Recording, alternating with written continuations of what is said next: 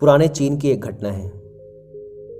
बहुत प्रसिद्ध है ये कहानी चीन में। पुराने चाइना में एक व्यक्ति रहता था जो संन्यास्त हो जाना चाहता था, बस खो जाना चाहता था। एक दिन वह अपने गुरु के पास गया। गुरु के सामने सन्यासी होने की इच्छा जताई। गुरु ने कहा कि तू सच में सन्यासी हो जाना चाहता है या बस सन्यासी दिखना चाहता है। उस व्यक्ति ने कहा कि जब सन्यासी ही होने आया हूं तो दिखने का क्या करूंगा, मैं तो सन्यासी ही होना चाहता हूं। तो गुरु ने कहा ठीक है, यह अपनी आखिरी मुलाकात थी, अब तू दोबारा मेरे पास मत आना। जब जरूरत होगी तब मैं खुद तेरे पास आ जाऊंगा। इस आश्रम में 500 सन्यासी हैं। उन 500 सन्यासियों के लिए तुझे चावल कूटने का काम करना है। ऐसा कहा जाता है कि वह सन्यासी अगले 12 वर्षों तक चौखट के पीछे एक हल्के अंधेरे से कमरे में बस चावल ही कूटता रहा। 500 सन्यासी थे उस आश्रम में। वह सबके लिए चावल कूटता, सुबह से उठता, चावल कूटता रहता, रात थक जाता तो सो जाता। 12 वर्ष बीत गए। वह फिर कभी दोबारा गुरु के पास नहीं गया। उसने भरोसा कर लिया था कि जब गुरु ने कह ही दिया है कि जरूरत पड़ने पर वे खुद आ जाएंगे तो बात ही खत्म हो गई। शुरुआत में तो उसके मन में कई तरह के विचार चलते रहते, लेकिन जब पूरे दिन बस चावल ही कूटना है तो विचार करके भी क्या फायदा। धीरे धीरे उसके मन से विचार भी विदा होने लगे। वह बस सुबह उठने से लेकर रात सोने तक चावल ही कूटता रहता। जब गुरु ने कह ही दिया था कि तुझे चावल ही कूटना है तो बस सारे प्रश्न ही खत्म। गुरु ने कहा है तो सही ही कहा होगा। 12 वर्षों तक चावल कूटते कूटते उसके मन में विचार आने ही बंद हो गए। मन एकदम शांत और खाली हो गया। ना कोई विचार, ना कोई उलझन, ना कोई अड़चन, सीधा सा काम। सुबह उठता, चावल कूटता रहता, रात होती तो सो जाता। पिछले 12 वर्षों से यही उसकी दिनचर्या बन चुकी थी। विचार मुक्त होकर वह बस अपना काम करता रहता। 12 साल बीत जाने के बाद गुरु ने घोषणा की कि मेरे जाने का समय आ चुका है। जो भी व्यक्ति मेरा उत्तराधिकारी बनना चाहता हो वो आज रात मेरे कमरे की दीवार के बाहर 4 पंक्तियां लिख जाए, जिसमें जीवन का सत्य उजागर हो, जिसमें उसका और उसके विचारों का सत्य उजागर होता हो। लेकिन ये विचार उसके खुद के होने चाहिए, यह उसका खुद का अनुभव होना चाहिए। यह घोषणा सुन सभी शिष्य डर गए, क्योंकि गुरु को धोखा देना आसान ना था। शास्त्र तो सभी शिष्यों ने पढ़ रखे थे, लेकिन उन सभी शिष्यों में से जो सबसे बड़ा विद्वान था उसने साहस जुटाकर गुरु के कमरे की दीवार पे उस रात 4 पंक्तियां लिख दी। उसने लिखा कि मन एक दर्पण की तरह है जिस पर धूल जम जाती है।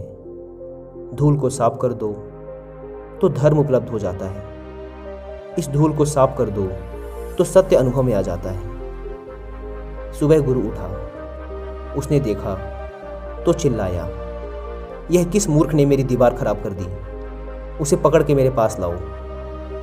पर वह विद्वान तो लिखकर रात ही भाग गया था। वह डरा हुआ था, क्योंकि यह पंक्तियां उसकी नहीं थी। उसने एक बड़े शास्त्र से इन पंक्तियों को चोरी किया था। इसमें उसका खुद का अनुभव ना था। शब्द अच्छे तो थे, लेकिन उनमें प्राण नहीं थे। वह जाते समय अपने आश्रम के मित्रों से कह गया था कि अगर सुबह गुरु कहें कि वाह क्या बात कही है तो मुझे खबर कर देना, लेकिन अगर गुरु पढ़कर क्रोधित हो जाएं तो मेरा पता मत बताना। सारा आश्रम चिंतित हुआ कि इतने सुंदर वचन तो हैं, वचनों में क्या कमी है। मन दर्पण की तरह ही तो है, जिसमें शब्दों की, विचारों की, अनुभवों की धूल जम जाती है। बस इतनी ही तो बात है। साफ कर दो दर्पण तो सत्य का प्रतिबिंब फिर बन जाता है। लोगों ने कहा, उस सन्यासी ने बात तो बिल्कुल ठीक ही लिखी है, लेकिन गुरु जरा जरूरत से ज़्यादा ही कठोर हैं। और अब देखते हैं कि इससे ऊंची बात गुरु कहाँ से लेकर आएंगे। ऐसी ही बातें पूरे आश्रम में चल रही थी। पूरा आश्रम गर्म था इस एक बात को लेकर। ऐसे ही 4 सन्यासी ये बात करते हुए उस चावल कूटने वाले के पास से जा रहे थे। उसने भी उन चारों की बात सुनी। उनकी बात सुनकर वह हंसने लगा। उनमें से एक ने कहा, तुम हंस रहे हो, बात क्या है? उसने कहा, गुरु ठीक ही तो कह रहे हैं, किस नासमझ ने यह लिखा। यह सुन वह चारों सन्यासी चौंके और फिर बोले, तू पिछले 12 वर्षों से चावल ही कूट रहा है और हम शास्त्रों पर सर पटक पटक कर मर गए, तो अब तू बताएगा कि क्या सही है और क्या गलत। उनमें से एक ने कहा, तो क्या तू लिख सकता है इससे बेहतर कोई वचन? उसने कहा, पिछले 12 वर्षों से चावल कूटते कूटते लिखना तो मैं भूल ही गया हूं, लेकिन बोल सकता हूं अगर कोई लिख दे तो। लेकिन एक बात याद रहे, उत्तराधिकारी बनने की मेरी कोई इच्छा नहीं है। अगर इस लिखने की वजह से मुझे उत्तराधिकारी बनना पड़े तो मैंने कान पकड़े, मुझे लिखवाना भी नहीं है। फिर उन चारों ने कहा, अरे तू बोल, हम लिख देते हैं। उसने लिखवाया। कहा, लिख दो जाकर।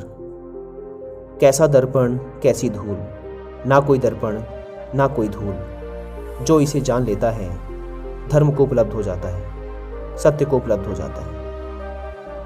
आधी रात को गुरु उस चावल कूटने वाले के पास आए और कहा, अब तू यहां से भाग जा, वरना ये 500 तुझे मार डालेंगे।